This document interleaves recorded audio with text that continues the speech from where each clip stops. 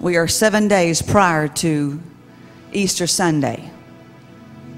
So today we begin 7 days of prayer and fasting. It's always a great time right before Easter to just take a moment and breathe in His presence, to take a moment and consider what He did for you, to consider what He continues doing for you, to consider what He has already done and what He will do. So this week, don't miss your moment with Him. We've been in a series for a few weeks entitled, It's Time. So today, it's time for what?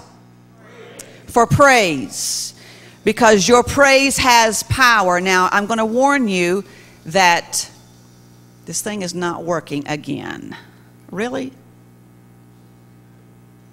I'm not going to say go to the next slide. I refuse it. Did you do that or did I do that, Leslie? Okay, take this back to her. Run it quickly. And see if you can't give it some jism juice.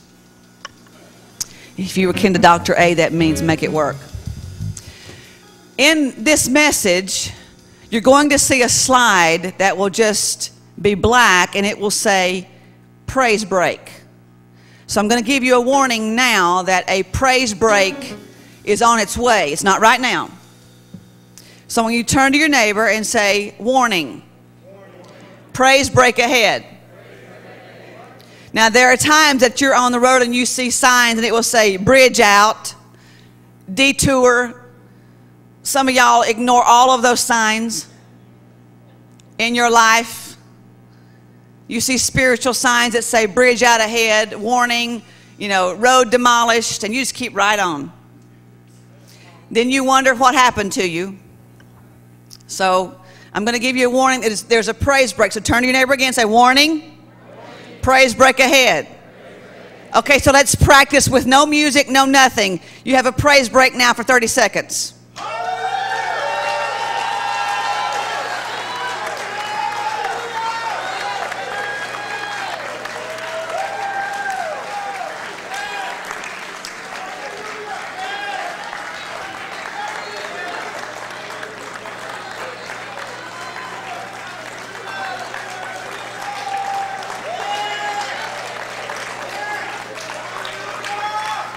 All right, you did a pretty good job.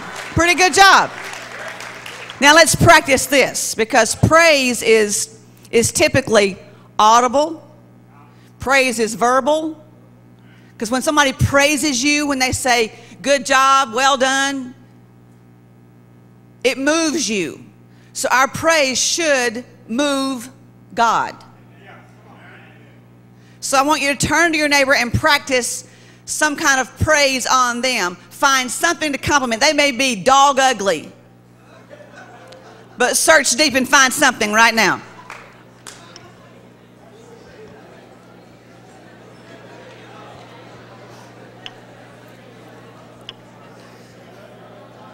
So that makes you feel better. They may just be blowing smoke. When that smoke hits your face, it feels pretty good. So let's go to His Word, to a familiar portion of Scripture in Acts chapter 15, verses 25 through 34. Out of the Message translation. Along about midnight, Paul and Silas were at prayer, singing a robust hymn to God. The other prisoners could not believe their ears. Now, where were they? Okay. Then without warning, a huge earthquake. The jailhouse tottered or rocked. See, the first jailhouse was not all about Elvis. I'm sorry for you Elvis fans. Every door of the jailhouse flew open, and all the prisoners were loose. Startled from sleep, the jailer saw all the doors swinging loose on their hinges. That would freak you out. First of all, if you're in prison with folks who are supposed to be like behind bars, and you like the guard on duty, and all of a sudden everything's going, and all the doors are open. You may be all that, baby, but you're going to take your gun and run. Assuming that all the prisoners had escaped, he pulled out his sword and was about to do himself in. figuring he was as good as dead anyway, when Paul stopped him and said, hey, don't do that. We're all still here. Nobody's run away. The jailer got a torch and ran inside. Badly shaken, obviously, he collapsed in front of Paul and Silas. He led them out of the jail and asked, sirs, what do I have to do to be saved, like to really live?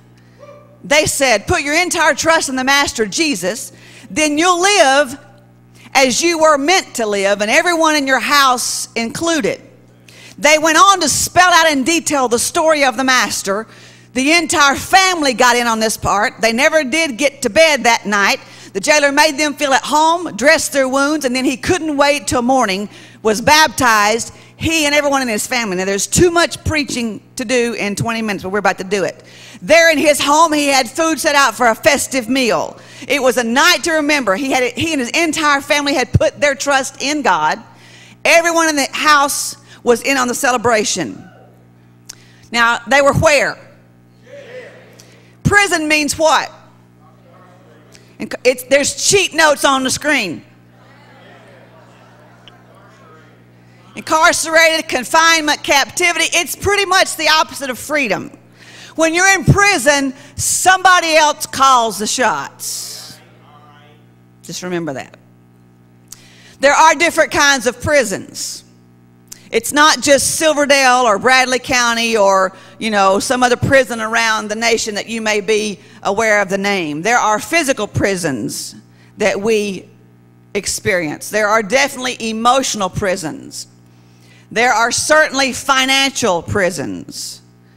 And there are most assuredly spiritual prisons.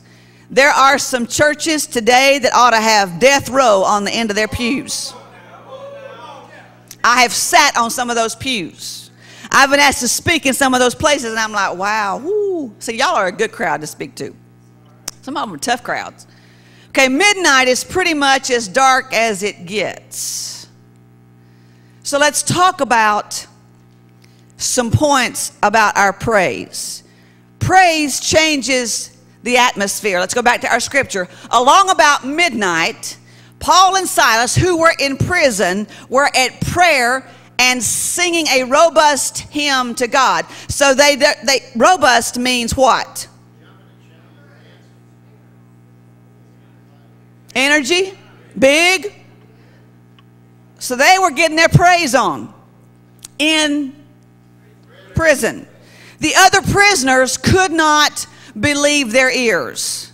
So here's what I want you to take away today. Praise is a choice.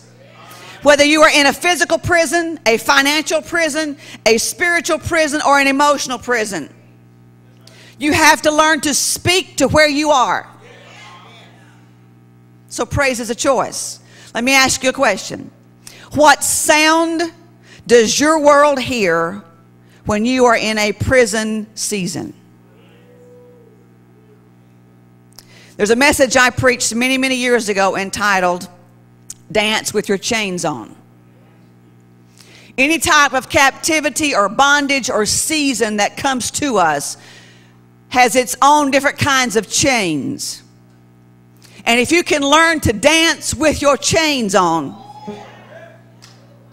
so when you go to work tomorrow and you're just on your way to the copy machine and they know he just left you,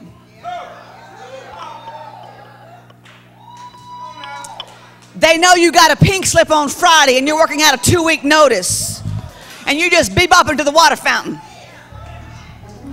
Somebody's going to say, what is it? What is it about you? You can just say, I'm just practicing my